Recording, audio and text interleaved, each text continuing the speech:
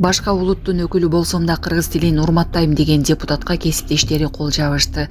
Бүгүн 11-июндагы жогорку кеңештин жыйынында депутат Бархат Тулендибаев кыргыз тили боюнча сөз сүйлөп кесиптештерин кол чаптырды. Кыргыз тили мамлекеттин тили. Ар бир жаран улутуна карабастан мамлекеттик тилди урматтап, колдонуп үйрөнүшү керек деп ойлойм. Мен башка улуттун өкүлү болсом да кыргыз тилин урматтайм. Бул тил аркылуу мен кыргыз элинин салтын, маданиятын жана тарыхын үйрөнүп келем. Кыргыз тили биримдиктин тили, мамлекеттин тилин урматтоо, мекенди урматтоо деп билем. Мамлекеттик тилди билүү мыйзам талабы эмес, жүрөктөн чыгыш керек. Биздин өлкө көп улуттуу мамлекет. Ар бир эл өз тилин сактоого тийиш, шарт түзүлүп жатат. Кыргыз тили жаштардын тили болушу керек. Депутат катары кыргыз тилин өнүктүрүүгө даярмын. Ар бири бул ишке салым кошушу керек деген депутатка кесиптештери кол чабышты. Мен көргөн эң сулуу кызга белек, жигит жөнөткөн тортто жеген кыз каза болуп калды. 17 жаштагы Анна Луиза де Оливейра Невес аттуу кыз жашыруун күйөрманынан алган тортто жегенден кийин каза болуп калды.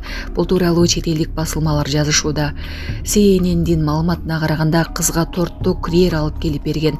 Белектин ээси тортто мен көргөн эң сулуу кызга белек деген жазуу менен жөнөткөн. Кыз аны жегенден көп өтпөй кусуп диарея башталган. Атасы кызын дароо ооруканага жеткирип, ага тамактан ууланган деген диагноз коюлган. Көрсөтүлгөн жардамга карабай, эртеси кыздын абалы кескин начарлап, кайра ооруканага бараткан жолдо жүрөгү токтоп калган. Полиция өрөө учурган окуяны иликтеп чыкты.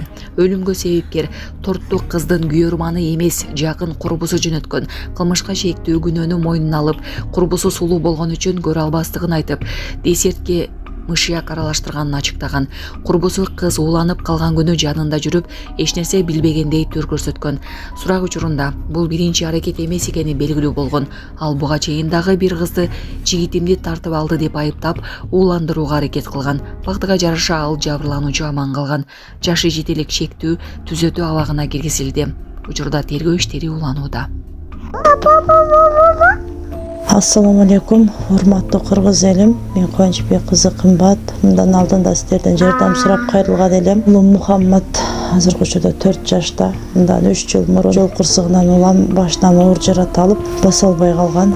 Бизге дагы $5000 ашык каражаты жетпей турууда. Сумма врачтар тарабынан өзгөрүлгөн үчүн сиздерден жардам сурап кайрылдык элек. Мындан операциясына жардам кылып кеткиздер. Сиздерден суранчы Алланын ыраазычылыгы үчүн. Баланын бир жери ооруса, эненин жүрөгү ооруйт дейт. Ушу балам дагы көптүн катарында басып кетишин каалаймын. Мындан алдында ошончо жардам берип келиңиздер. Берген жардамыңыздарга Аллах таалам ыраазы болсун. Азыркы учурда бизге 5 сом, 10 сом болсо да аябай чоң жардам болууда. Баламдын басуусуна себепкер болуп коюңуздар.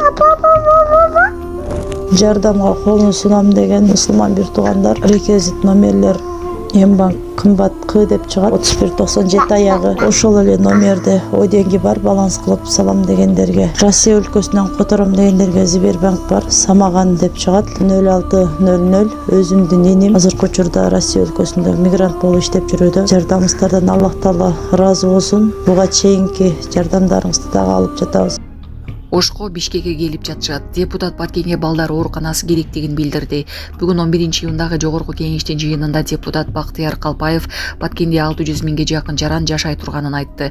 Балдар ооруканасын курууга убакыт келди деп ойлойм. Ар кандай учурлар болуп калат экен. Жол узак, Ошко Баткенге балдарын алып келип жатышат. Баткен шаарына балдар ооруканасын курууну тездетип берсеңер, деди депутат. Мигранттарга жеринен жардам берсин. Депутат эки министрликтин кызматкерлерин Орусияга жөнөтүүнү сунуштады. Бүгүн 11-июндагы жогорку кеңештин жыйынында депутат Улукбек Ормонов тышкы иштер менен эмгек социалдык камсыздоо жана миграция министрлигинин кызматкерлерин Орусияга кыргызстандык мигранттарга жардам берүү үчүн 2 айга жөнөтүүнү сунуш кылды. Ал Орусияда мигранттардын иштөөсүн мыйзамдаштыруу сентябрь айына чейин узартылганын эске салды. Биздин жарандарыбызга бардык жагынан жардам беришсин, жөн эле мыйзамдаштыргыла дей бербестен жерине барып жардам көрсөтүшсүн. Орусиянын чоң шаарларына кызматкерлерди бөлүштүрүш керек, деди Ормонов. Эркендик бульварындагы 9 коргоолго Тамекини калдыктарын толтуруп шахматтарды сындырышкан. Бишкектеги Эркиндик бульварында мурда орнотулган эс алуу зоналары, отургучтар, чоң көчө шахматтары, тогуз коргол үчүн үстөлдөр шаар маданиятын, коомдук жашоону өнүктүрүүгө багытталган долбоор катары ишке ашырылган. Бирок учурда бул аймак кароосуз калып, начар абалга келгенин шаар тургундары билдиришүүдө. Шахмат фигуралары сынган, тогуз корголдун лункаларына таштанды, Тамекинин округтору ыргытылган, отургучтар булганып, айланасында тиричилик таштандылары чачылып жатат деп нааразы болушууда. Шаардыктар алар эс алуу жайын калыбына келтирип, тартипти көзөмөлдөөнү күчөтүүнү талап кылышууда.